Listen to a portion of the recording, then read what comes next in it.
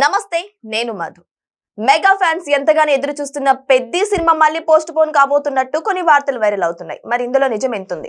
Already post phone అయింది, మళ్ళీ నా అని ఫ్యాన్స్ నిట్టూరు పొదులుతున్నారు. మరి ఇందులో నిజం ఎంతుంది? ఈ రోజు మనం తెలుసుకుందాం. ప్రస్తుతం మనతో పాటు ఉన్నారు ఫిలిం జర్నలిస్ట్ శ్రవణ్ కుమార్ గారు. వారిని అడిగి మరిన్ని విషయాలను తెలుసుకుందాం. నమస్కారం సార్. నమస్తే అండి.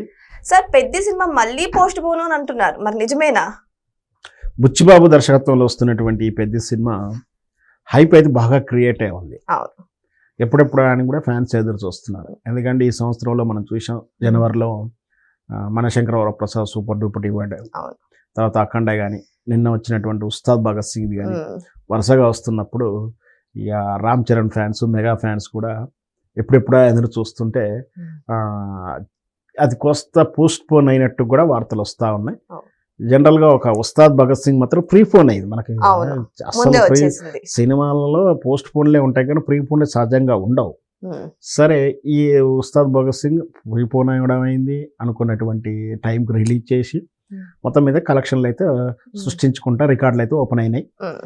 మరి వారం 10 రోజుల తర్వాత ఇంకెంత రికార్డ్స్ కలెక్షన్ చేస్తుందో వాటి కోసం ఎదురు చూస్తున్న తరుణంలో రామ్ చరణ్ సినిమా మరి ఎట్లా అనేది ఆలోచిస్తూ వెయిట్ చేస్తున్నటువంటి అభిమానులకు మళ్ళీ ఇంకొక వారం పోస్ట్ పోయినట్టుగా అయితే యాక్చువల్గా ఇదైతే మార్చి 26కు రిలీజ్ కావాల్సింది ఏకంగా 1 మంత్ పోస్ట్ పోన్ అయ్యింది.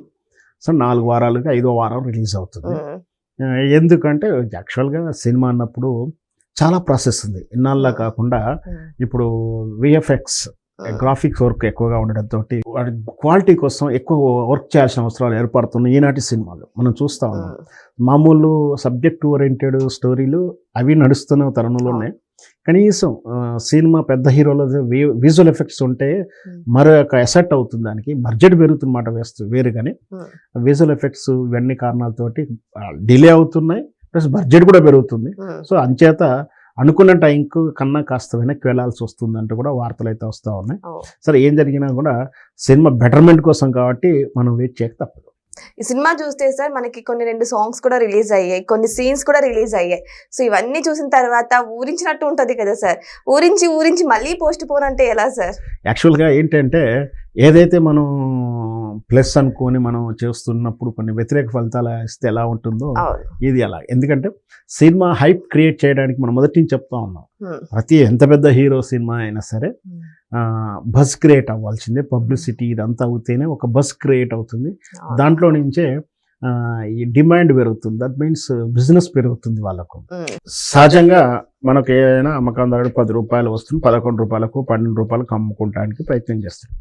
రోజులు మారాయి కాబట్టి ఇప్పుడు నిర్మాతలు ఎత్తుగడ ఎలా ఉంటుందంటే పెట్టింది 10 రూపాయలు అయినప్పటికీ 100 రూపాయలు ఖర్చు అయినట్టు బిల్డప్ ఇచ్చేసి దానికి 100 కన్నా ఎక్కువ రావాలని ఆశిస్తున్నారు. ఆ 100 రూపీస్ పబ్లిసిటీ బజ్ క్రియేట్ చేయడం ద్వారానే దాన్ని హైప్ క్రియేట్ చేయడం. ముఖ్యంగా ఈ టెక్నిక్ లో నేను మాత్రం రాజమౌళి గారే అందరికి గురువు అని చెప్తాను. ఎందుకంటే సినిమాని హైప్ క్రియేట్ చేయడంలో ఆయనే ఆదర్శవంతుడు.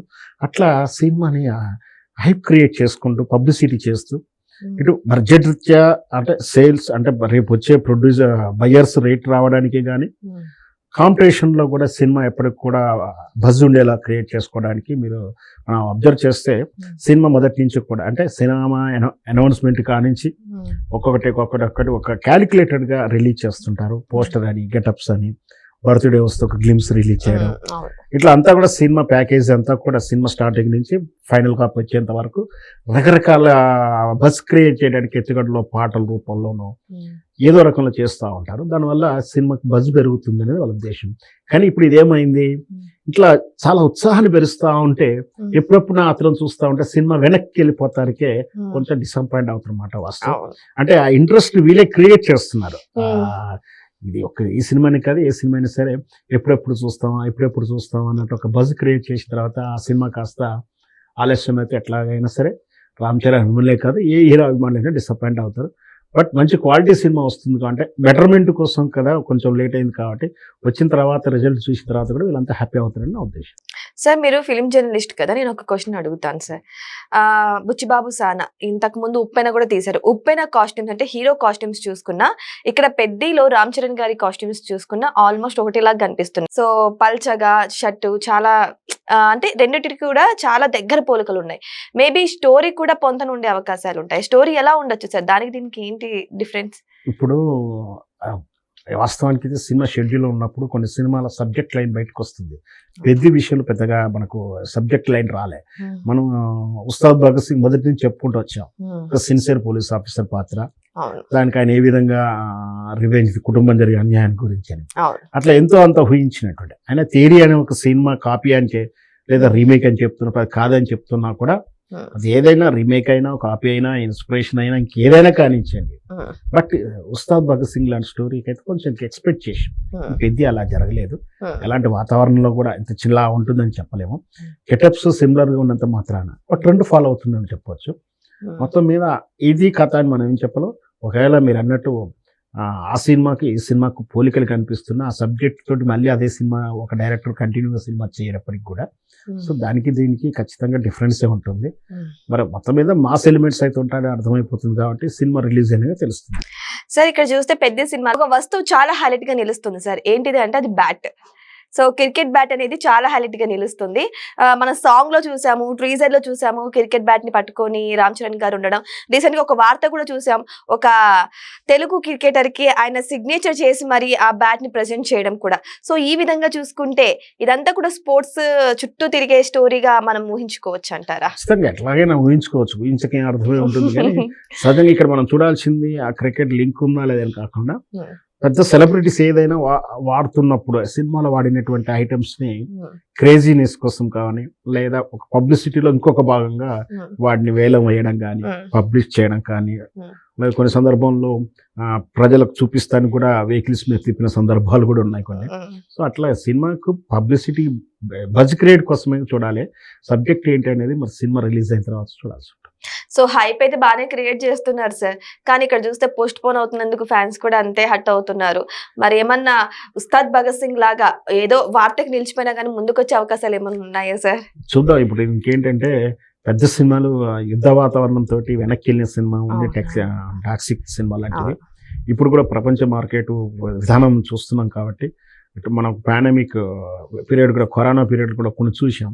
ఎప్పుడేం జరుగుతుంది ఏం తెలదు కాబట్టి సినిమా ముందు వస్తుందా ఇంకా వెనక్కి వెళ్తుందా ఏదైతుందా మనం ఇప్పుడు ఏం చెప్పలేం. బట్ సినిమా వస్తే మాత్రం ఫ్యాన్స్కి మాత్రం అది ఒక ఫెస్టివల్.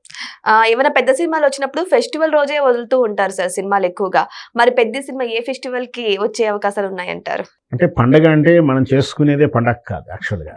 ఇప్పుడు సినిమా రిలీజ్ అవ్వడమే వాళ్ళకి పండగ. ముఖ్యంగా మెగాస్టార్ అభిమానులకు సినిమా రిలీజే ఒక పండగ. ఇంకొకటి ఏంటంటే ఏప్రిల్లో సహజంగా వచ్చేది ఏంటంటే ఎగ్జామ్స్ అన్నీ అయిపోయిన తర్వాత హాలిడేస్ ఉంటుంది, యూత్ స్టూడెంట్స్ ఫ్రీ అవుతారు కాబట్టి సమ్మర్ హాలిడేస్ సందర్భంగా వస్తుందని చెప్పుకోవచ్చు. సో మొత్తం మీద హాలిడేస్ వెకేషన్స్ లో వస్తుందని చూడొచ్చు.